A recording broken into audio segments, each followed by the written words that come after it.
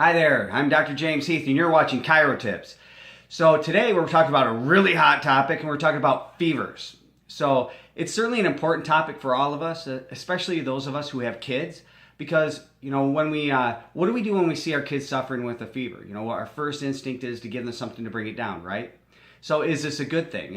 Are we really truly being helpful? Or certainly while with good intention, possibly are we hurting them?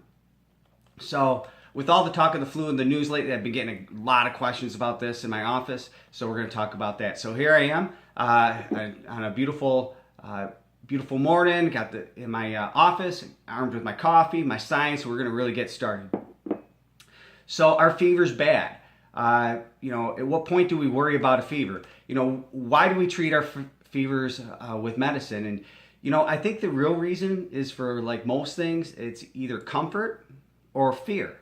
And the reality is we've become fearful of fevers. Now, because some of us, maybe we've heard that we might even cook our brain. The reality is that science shows that fevers are actually very self-limiting and rarely serious, as long as the cause is known. So our brain actually has an off switch when it comes to fevers. So this is very unlike like a heat stroke, where outside forces, it affects the temperature of our body. This is actually something within us. And if there are any serious outcomes from people who have a fever, it's from the cause and not the fever itself. The fever is merely associated with the cause and very well may be protective and not a bad thing. So research, it defines a moderate fever as 104 degrees below, and which I think some of us might find, wow, they think, well, 104 temperature, that would be a really high fever, but it's actually a moderate fever, and it's self-limiting and has a protective role, promoting a defense against infection rather than just a passive byproduct of that infection.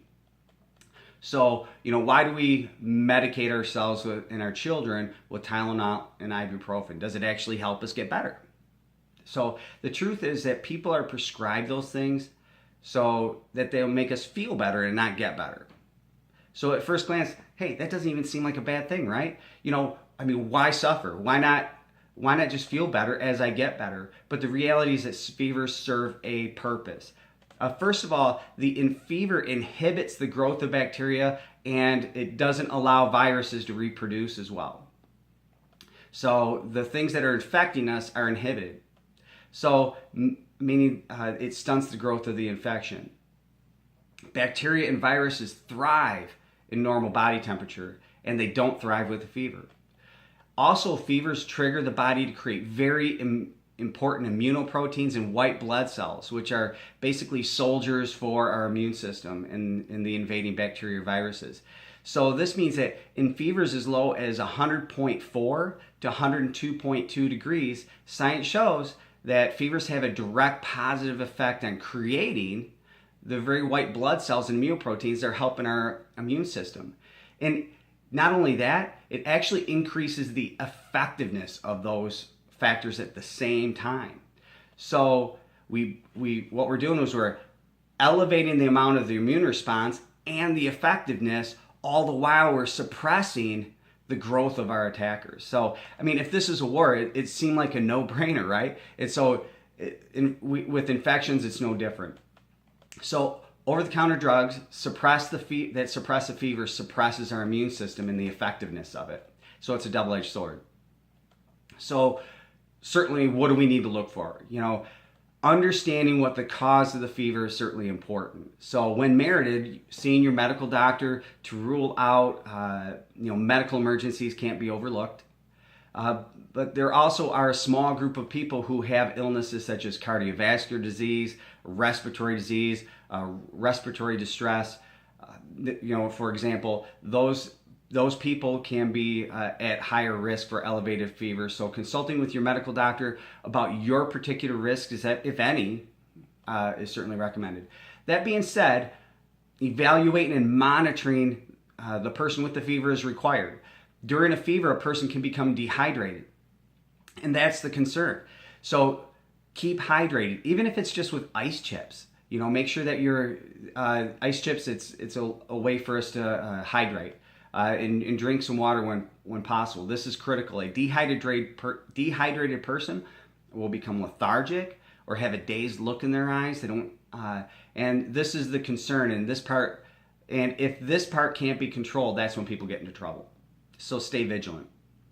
Also, if people are sick, hey, let's do something crazy. Let's do something to create health, right? So let's do that. So things that create health, certainly get some rest, right? Sleep. Our bodies sleep to recharge and heal. Sleep is critical. Hydrate. Every part of our metabolism requires water, so hydrate, please. Also, get adjusted by your chiropractor. Now, many people might wonder, why is this even on the list? Well, people who come to my clinic, they certainly understand that the brain, it controls everything, right? So the brain controls everything. So if there's interference between what's controlling everything, from your brain down to your body and then your body back up to your brain, this is a health problem.